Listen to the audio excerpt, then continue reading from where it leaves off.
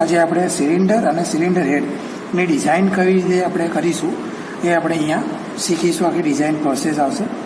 તો જોઈએ કે ફર્સ્ટ આવશે કે સિલિન્ડર હોય બરાબર, સિલિન્ડર તો સિલિન્ડરનો જે લેન્થ કેટલી હોય અને સિલિન્ડરનો ડાયામીટર કેટલો રાખવો. તો પહેલું સ્ટેપ આપણું એ આવશે કે અવર first step is design a cylinder stroke L and bore diameter D. તો અહીંયા આપણે એક સિમ્પલ ડિઝાઇન અહીંયા બનાવી છે સિલિન્ડરની અને સિલિન્ડરના હેડની. તો અહીંયા દેખાય છે કે આ રીતનું ક્રોસ સેક્શન હશે, એ સિલિન્ડર હશે, એનો ડાયામીટર બોર ડાયામીટર ડી આપેલો છે. એના ઉપરના ભાગમાં અહીંયા બરાબર સર્ક્યુલર શેપમાં ફ્લેટ આપણને એક સિલિન્ડરનું હેડ આપેલું છે બરાબર. હવે એમાં પણ ડાયામીટર આપેલા છે બે, એક તો DO જે સિલિન્ડરનો જે આઉટર ડાયામીટર હોય એ, અને DP એટલે જ્યારે બે સિલિન્ડરને ફિક્સ કરવા માટે જ્યારે બોલ્ટ યુઝ કરીએ તો એનો ડાયામીટર DP. પછી સિલિન્ડરનો આપણે યુઝ કર્યો હોય તો સિલિન્ડરની થિકનેસ આવશે બરાબર. તો સિલિન્ડર હેડ હોય તો એની થિકનેસ TH, અને સિલિન્ડરની જે ફ્લેંજ આપેલું હશે બરાબર કે જ્યાં હેડ એના ઉપર ફિક્સ થતું હોય બરાબર, તો એ ફ્લેંજની પણ થિકનેસ આપેલી છે TF. ઓકે, અને સિલિન્ડરનો જે ટોટલ લેન્થ હોય બરાબર, સિલિન્ડરનો જે સ્ટ્રોક હોય કે જે પિસ્ટન આપણું TDC થી BDC જતું હોય અને જે આપણને સ્ટ્રોક મળે છે L, એને આપણે કહીશું L વડે દર્શાવીશું. ઓકે, તો લેટ સ્ટાર્ટ, આપણે ડિઝાઇન સ્ટાર્ટ કરીએ.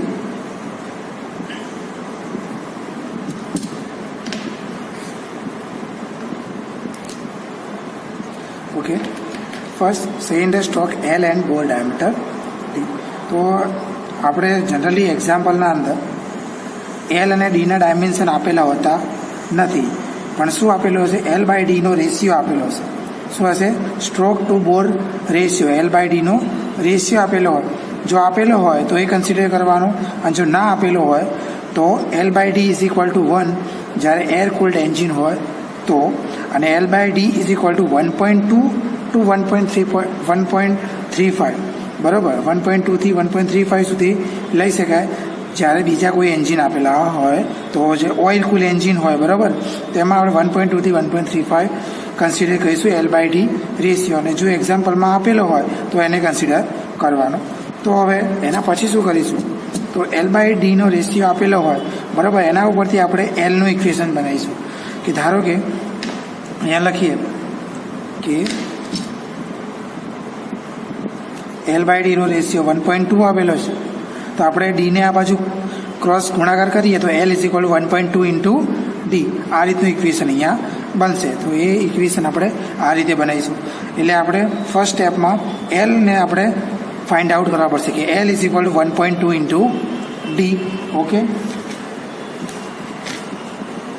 હવે ડીની વેલ્યુ પણ આપણે આપેલી નહીં હોય અને Lની વેલ્યુ પણ આપેલી નહીં હોય, એટલે આપણે L is equal 1.2 into D find out કરીશું.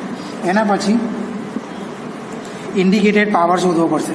તો ઇન્ડિકેટેડ પાવરનું ઇક્વેશન આપણે બધાને ખબર હશે કે indicated power is equal two PM/LAN ભાગ્યા 60,000. ઓકે, તો PM એટલે શું, તો મેઇન ઇફેક્ટિવ પ્રેશર જે ન્યૂટન પર મીટર સ્ક્વેરમાં હોય છે બરાબર. તો એ PMની વેલ્યુ આપણને આપેલી હશે. એના પછી L પિસ્ટન સ્ટ્રોક જેની વેલ્યુ આપણે ફાઇન્ડ આઉટ કરવાની હશે, એટલે L is equal 1.2 into D consider કરવાના. એ બરાબર આવશે ક્રોસ સેક્શનલ એરિયા. એરિયાનું ઇક્વેશન હશે π/4 ઇન્ટુ ડી સ્ક્વેર. ઓકે, ડીની વેલ્યુ આપેલી નથી, કેપિટલ ડીની વેલ્યુ આપેલી નથી, તો આ ઇક્વેશનને એમને એમ એઝ ઇટ ઇઝ કન્સિડર કરીશું. N number of power stroke એ પણ આપેલા હશે, પાવર સ્ટ્રોકની વેલ્યુ આપેલી હશે. અને અહીંયા NM mechanical efficiency, NM is equal to mechanical efficiency. Mechanical ઇફિશિયન્સીનું ઇક્વેશન શું થાય, તો એ mechanical efficiency is equal to BP/IP. તો આપણે અહીંયા લખીએ બરાબર, mechanical efficiency is equal to brake power upon indicated power. Okay, તો આના ઉપરથી આપણને બ્રેક પાવર ફાઇન્ડ આઉટ કરવો હોય તો મળી જાય, કેમ કે આપણે ઇન્ડિકેટેડ પાવર આ ઇક્વેશન ઉપરથી ફાઇન્ડ આઉટ કરીએ અને મિકેનિકલ ઇફિશિયન્સી આપેલી હોય તો આપણને શું મળશે, બ્રેક પાવર મળી જશે. ઓકે, તો નેક્સ્ટ સ્ટેપમાં આગળ વધીએ.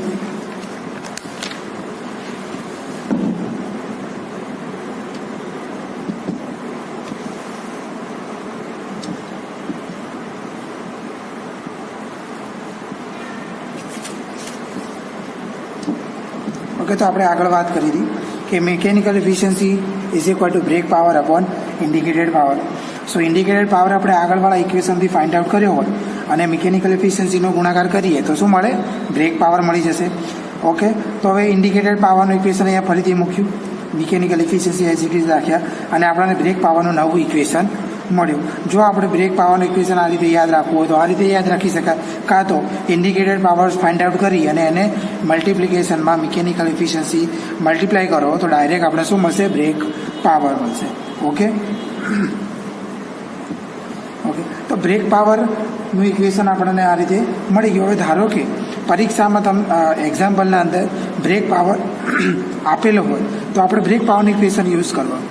અને જો ધારો કે ઇન્ડિકેટેડ પાવર આપેલો હોય, બરાબર, આપણે ઇક્વેશન જોઈએ, ઇન્ડિકેટેડ પાવર આપેલો હોય તો આપણે આ ઇક્વેશનનો અહીંયા ઉપયોગ કરીશું. તો આના ઉપરથી શું મળશે? આપણને એલની વેલ્યુ મળશે. આના ઉપરથી આપણે શેની વેલ્યુ મળશે? કેપિટલ ડીની વેલ્યુ મળશે, બરાબર. અને એ ડીની વેલ્યુ અહીંયા મૂકશો એટલે આપણને શું મળશે? Stroke L. એટલે આપણું જે ફર્સ્ટ સ્ટેપ હતું કે સિલિન્ડર સ્ટ્રોક એલ અને બોર ડી એ બંને આ ઇક્વેશન ઉપરથી મળશે. ઓકે, આવી ગયું છે બધા. એના પછી જોઈએ length of cylinder LC. Okay, તો પહેલાં બધા ઇક્વેશન આપણે યાદ રાખવાનો ટ્રાય કરીશું. એના પછી ક્યારે ઇક્વેશન ક્યાં યુઝ કરવું એ આપણે એક્ઝામ્પલ થ્રુ સમજશું. નેક્સ્ટ સ્ટેપ જોઈએ કે length of cylinder LC. Okay, length of cylinder LC. તો સિલિન્ડરની લેન્થ કેવી હોય એટલે કેટલા સુધી હોય? તો આપણું જે પિસ્ટન હોય એ બીડીસી થી ટીડીસી ટ્રાવેલ થાય, બરાબર. તો બીડીસીથી ટીડીસીની જે લેન્થ હોય એને કહેવાય સ્ટ્રોક એલ. તો આપણે એને કહીશું એલ વડે દર્શાવીશું. અને એના પછી જે સિલિન્ડરનું હેડ સુધીનું જે ડિસ્ટન્સ હોય એને કહીશું L1, એટલે આપણો ક્લિયરન્સ વોલ્યુમ. એટલે તમે કમ્પ્રેશન રેશિયોની ઇક્વેશન આપણે જોયું કે compression ratio is equal two swept volume plus clearance volume upon clearance volume. તો જે કમ્પ્રેશન રેશિયો હોય એના ઉપરથી આપણે શું મળે? ટોટલ સિલિન્ડરની લેન્થ મળશે. ઓકે, તો compression ratio is equal two L plus L1 upon L1. તો આપણે આ રીતનું ઇક્વેશન અહીંયા મળે છે length of cylinder find out કરવા માટે. ઓકે, તો હવે આપણે કયું એન્જિન યુઝ કરીએ? પેટ્રોલ એન્જિન યુઝ કરીએ કે ડીઝલ એન્જિન યુઝ કરીએ? તો આપણે શું કરવું પડશે કે કમ્પ્રેસર રેશિયો એના પ્રમાણે બદલાય છે. પેટ્રોલ એન્જિન પ્રમાણે અલગ કમ્પ્રેસર રેશિયો આવે અને ડીઝલ એન્જિન પ્રમાણે અલગ કમ્પ્રેશન રેશિયો આવે. ઓકે, તો જે કમ્પ્રેશન રેશિયો એક્ઝામ્પલના અંદર આપેલો હોય આપણે કન્સિડર કરીશું, ના આપેલો હોય તો આપણે એન્જિન પ્રમાણે જાતે ધારી લઈશું. ઓકે, તો એના ઉપરથી આપણને શું મળશે? એલની વેલ્યુ, L1ની વેલ્યુ અહીંયા શું મળશે? L1ની વેલ્યુ મળશે, કેમ કે એલની વેલ્યુ આપણે આગળવાળા ઇક્વેશનથી ફાઇન્ડ આઉટ કરીએ હોય એ આપણે અહીંયા ઇન્સર્ટ કરાવીશું. તો આપણે L1ની વેલ્યુ અહીંયા મળશે સમથિંગ, બરાબર. એમએમમાં L1ની વેલ્યુ અહીંયા મળશે. તો length of cylinder find out કરવું હોય તો length of cylinder find out કરવું હોય તો પહેલાં શું લેવું પડશે? સ્ટ્રોક લેવું પડશે પ્લસ ટોપ ક્લિયરન્સ લેવું પડશે. ઓકે, અને પ્લસ જે પિસ્ટનની લેન્થ હોય, બરાબર, પિસ્ટનની લેન્થ પણ આપણે કન્સિડર કરવી પડશે, બરાબર. તો ત્રણનો સરવાળો કરો તો શું મળે? LC. ઓકે, સ્ટ્રોક આપણે મળશે L, ટોપ ક્લિયરન્સ L1 અને આપણે અહીંયા piston length is equal two 1.25 into D આપણે શું કરવા પડશે? એઝમ્પશન કરવું પડશે. ઓકે, તો 1.25 ઇન્ટુ ડી તો આપણે ફાઇન્ડ આઉટ કરેલા જ છે. તો જે વેલ્યુ અહીંયા મળે એ બધાનો સરવાળો કરો તો શું મળશે? લેન્થ ઓફ સિલિન્ડર LC અહીંયા આપણને મળશે.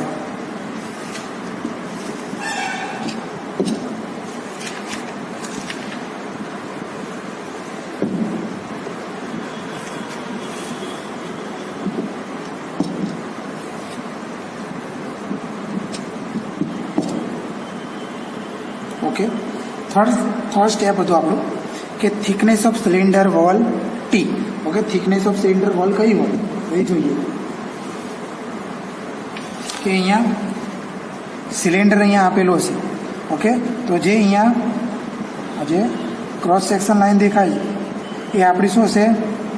Thickness of cylinder wall.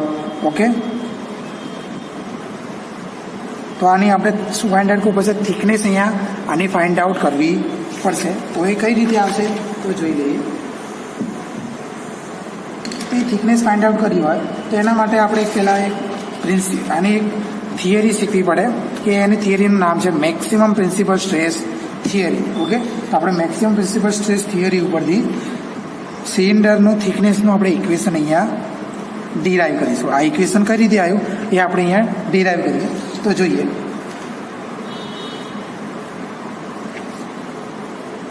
ધારો કે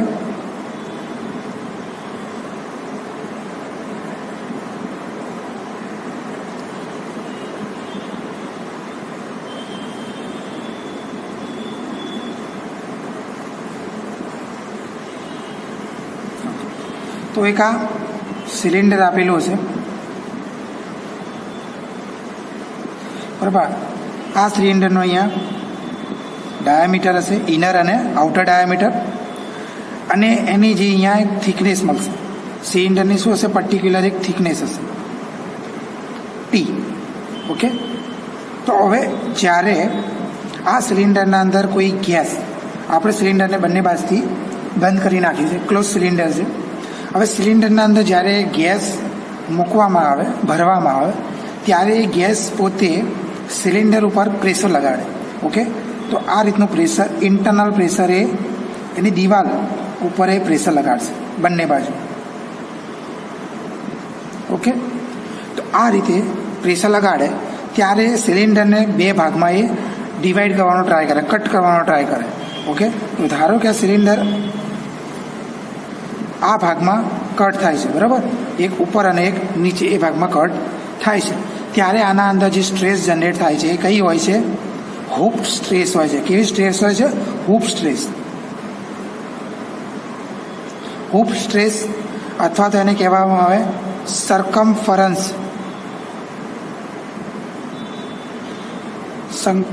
સરકમફરન્સ સ્ટ્રેસ. ઓકે, એને હૂપ સ્ટ્રેસ પણ કહેવામાં આવે અને સરકમફરન્સ સ્ટ્રેસ પણ કહેવામાં આવે છે. જ્યારે આને આપણે કટ કર્યું હશે તો ત્યારે એનું ક્રોસ સેક્શન જોઈએ. તો આ રીતનું ક્રોસ સેક્શન અહીંયા આવશે.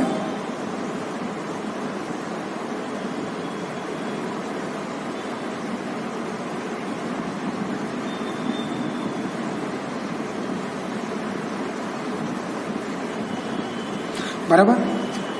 આ સિલિન્ડરનો ટોટલ સિલિન્ડરનો આપણે અપર હાફ પોર્શન અહીંયા લઈ લીધો છે. તો આ અપર હાફ પોર્શનના અંદર સ્ટ્રેસ જનરેટ થશે. તો અહીંયા અંદર ગેસ ભરેલો હશે, એ ગેસ એ સિલિન્ડર વોલ ઉપર પ્રેશર લગાડશે. ઓકે, એનું પ્રેશર આપણે ધારી લઈએ પી મેક્સ છે, મેક્સિમમ પ્રેશર અહીંયા છે. સિલિન્ડરની લેન્થ આપેલી છે એલ. ઓકે, સિલિન્ડરની લેન્થ એલ આપેલી છે. સિલિન્ડરની થિકનેસ આપણે અહીંયા કન્સિડર કરીએ ટી, તો અહીંયા પણ થિકનેસ આવશે ટી. ઓકે, પછી સિલિન્ડરનો ડાયામીટર હશે ડી, કેપિટલ ડી અહીંયા મળશે ડાયામીટર. ઓકે, તો આ રીતે હવે જ્યારે અંદર ગેસ ભરેલો હોય તો ગેસ આ સિલિન્ડરની જે ઇનર વોલ હોય એના ઉપર પ્રેશર લગાડશે. હવે જ્યારે આ સિલિન્ડર કટ થશે ત્યારે એના ટેન્જન્શિયલ ડાયરેક્શનમાં અહીંયા એક સ્ટ્રેસ લાગશે અથવા તો પ્રેશર લાગશે. એ કયું હશે? Sigma C. બરાબર, હૂપ સ્ટ્રેસનું એક પ્રેશર અહીંયા લાગશે, સિગ્મા સી. ઓકે, હવે આપણને ખબર છે કે force is equal to pressure divide by area. તો પ્રેશર શું હોય? P divide by area, force.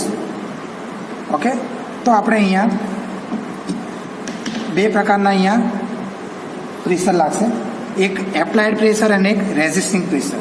હવે આમાં એપ્લાઇડ પ્રેશર કયું હશે? તો ઇન્ટરનલ પ્રેશર જે હોય ગેસનું એને કહીશું આપણે એપ્લાઇડ પ્રેશર. તો અહીંયા લખીએ કે એપ્લાઇડ પ્રેશર એ એના રેઝિસ્ટિંગ પ્રેશરના સમપ્રમાણમાં હોય. Resisting pressure. ઓકે, હવે એનું રેઝિસ્ટિંગ પ્રેશર કયું હશે? તો જ્યારે ગેસ આ ડાયરેક્શનમાં સિલિન્ડર ઉપર પ્રેશર લગાડતો હોય ત્યારે એનો રેઝિસ્ટિંગ પ્રેશર બહારની ડાયરેક્શનથી એને બે સિલિન્ડર હોય, ધારો કે આ સિલિન્ડરને અહીંયાથી કટ થવું છે તો અહીંયા અને અહીંયા એ બંનેનું શું હશે, રેઝિસ્ટિંગ પ્રેશર અહીંયા લાગતું છે, એ રેઝિસ્ટિંગ પ્રેશર આપણું આ હશે. ઓકે, તો આ સિગ્મા સી લખ્યું એ આપણા રેઝિસ્ટિંગ પ્રેશર કહેવાય. ઓકે, તો પ્રેશરને આપણે ફોર્સમાં કન્વર્ટ કરીએ તો pressure is equal two force into area. તો અહીંયા લખીએ applied force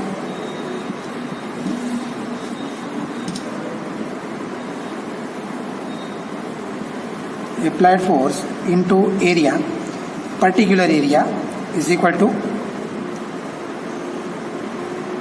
resisting force into particular area. એટલે જે જગ્યાએ ફોર્સ લાગતું હશે બરાબર, એપ્લાયડ ફોર્સ એનો એરિયા, અને જે જગ્યાએ રેઝિસ્ટિંગ ફોર્સ લાગતો હોય એનો એરિયા. ઓકે, તો આપણું એપ્લાયડ ફોર્સ કયું હશે, પી મેક્સિમમ ગુણ્યા એનો એરિયા શું હશે, તો આ પ્રેશર ક્યાં ક્યાં લાગે છે, તો આ જો ડાયામીટર જ્યાં ત્યાં દેખાય છે બરાબર, પર્ટિક્યુલર એક ડાયામીટર ઉપર લાગે અને કેટલી લેન્થ સુધી, તો એલ જેટલી લેન્થ. તો એક તો પેરીફરી ઉપર લાગે છે એટલે ડી, જ્યાં ડી ડાયામીટર હશે ત્યાં ત્યાં લાગે, ઇન્ટુ એ સિલિન્ડરની જેટલી લેન્થ હોય એટલા સુધી એ ફોર્સ લાગે છે બરાબર. એ રીતે રેઝિસ્ટિંગ ફોર્સ કયો, તો રેઝિસ્ટિંગ ફોર્સ આવશે સિગ્મા સી, અને ક્યાં ક્યાં લાગે છે, તો જો થિકનેસ ટી સુધી અને એલ લેન્થ સુધી.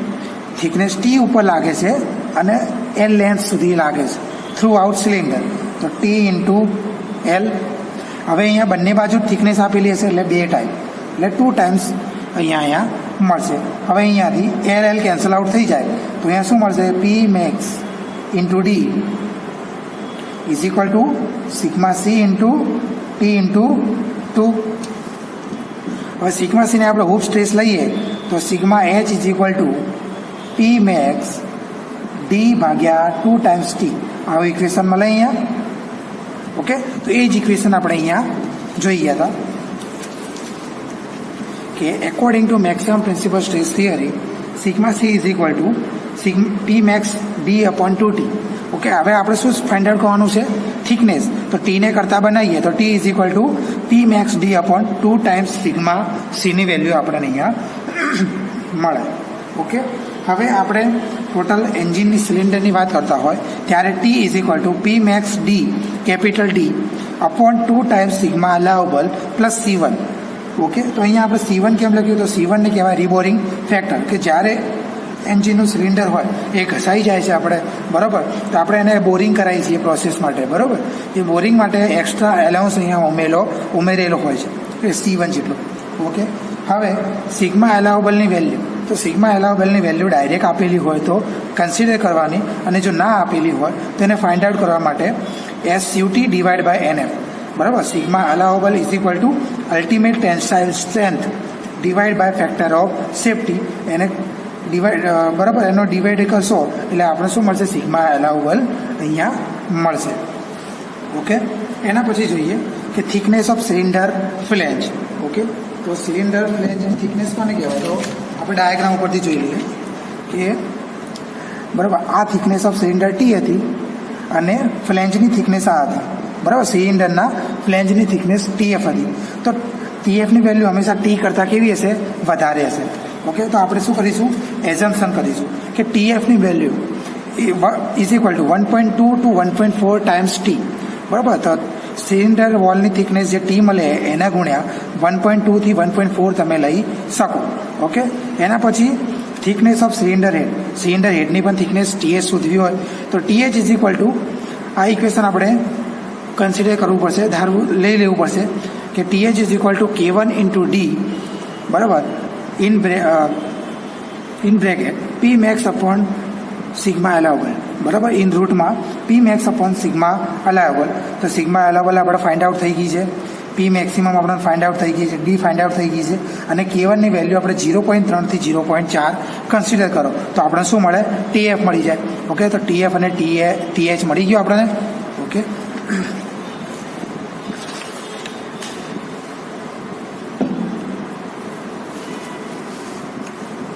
Okay, next step point number 6. Point number 6 આપણું આવશે કે નંબર ઓફ સ્ટડ્સ n, એટલે કેટલા આપણે બોલ્ટના યુઝ કરવા, કે આપણું જે સિલિન્ડર હોય એને બરાબર સિલિન્ડર ને સિલિન્ડર હેડ હોય એ બંનેને ફિક્સ કરવા માટે આપણે સ્ટડનો ઉપયોગ કરીએ, બોલ્ટનો ઉપયોગ કરીએ. હવે કેટલા બોલ્ટનો આપણે ઉપયોગ કરવો એ પણ આપણે ખબર હોવી જોઈએ. તો એના માટેનું એક સિમ્પલ કન્સિડરેશનવાળું ઇક્વેશન છે કે D/100 + 4 is less than or equal to n is less than equal to D/50 + 4. Okay, તો આ બંનેમાંથી આની વેલ્યુ અને આની વેલ્યુ, તો આ બંનેની વેલ્યુ આવશે, એનો મીડિયમ વેલ્યુ લેવાની. ધારો કે અહીંયા વેલ્યુ આપણને મળે છે 30, બરાબર, અને આની વેલ્યુ આપણને મળે છે 15. તો 30 થી 15ની વચ્ચેની કોઈ વેલ્યુ તમારે લેવી પડે. એટલે તમે 20 વેલ્યુ લો તો પણ ચાલે, અને બરાબર 20 વેલ્યુ લો તો પણ ચાલે, 24 વેલ્યુ લો પણ તો પણ ચાલે. પણ આપણે બેકી સંખ્યા લઈશું, કેમ કે આપણે સિલિન્ડરના ફરતે ચારે બાજુ આપણે બોલ્ટ લગાવવાના છે ઇક્વલ, બરાબર, એકી સંખ્યામાં કોઈ બોલ્ટ હોય નહીં એટલા માટે. ઓકે, તો આપણા ઇક્વેશનનો ઉપયોગ ખબર પડી. એના પછી નેક્સ્ટ કે ડાયામીટર ઓફ સ્ટડ, બરાબર, કે કયા ડાયામીટરો પર આપણે બોલ્ટને લગાવવા જોઈએ, કે ડાયામીટર ઓફ સ્ટડ કયો. તો અહીંયા જોઈએ કે અહીંયા બોલ્ટ આપેલા હશે 2, બરાબર. તો એ 2 બોલ્ટના જે સેન્ટર એક્સિસ હોય, બરાબર, એ વચ્ચેનું જે ડિસ્ટન્સ હોય એને કહેવાય DP, બરાબર. એટલે ડાયામીટર ઓફ સ્ટડ મળશે. ઓકે,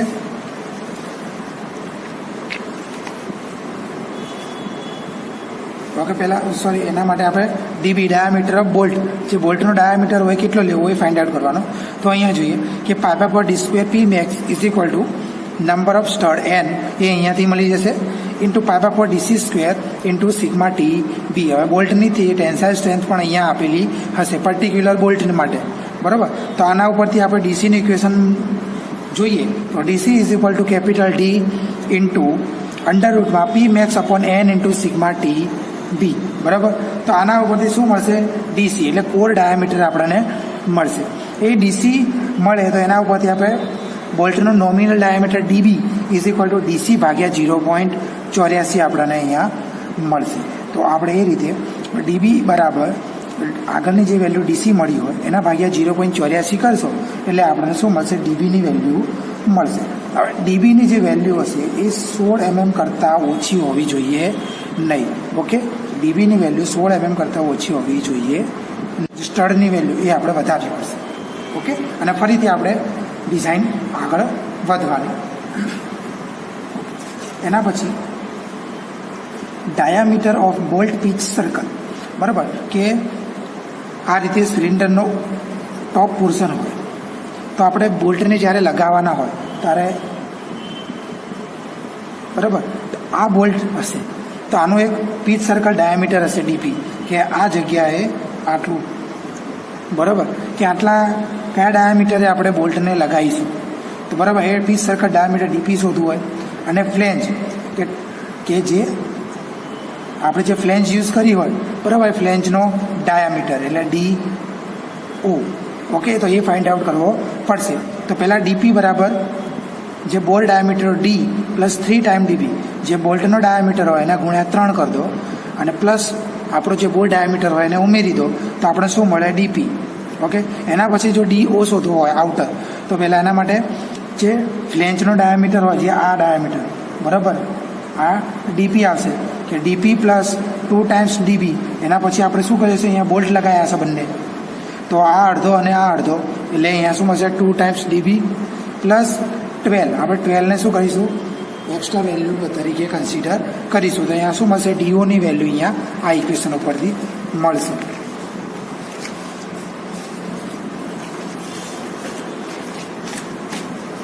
એના પછી 9 નંબરનું સ્ટેપ કે પીચ ફોર સ્ટડ્સ PBO, કે જે સ્ટડની પીચ શોધવી હોય તો એ કઈ દે હોય તો PBO શોધવી હોય તો એના માટેનું ઇક્વેશન કે 19 × √DB is less than equal to PBO less than equal to 28 √DB.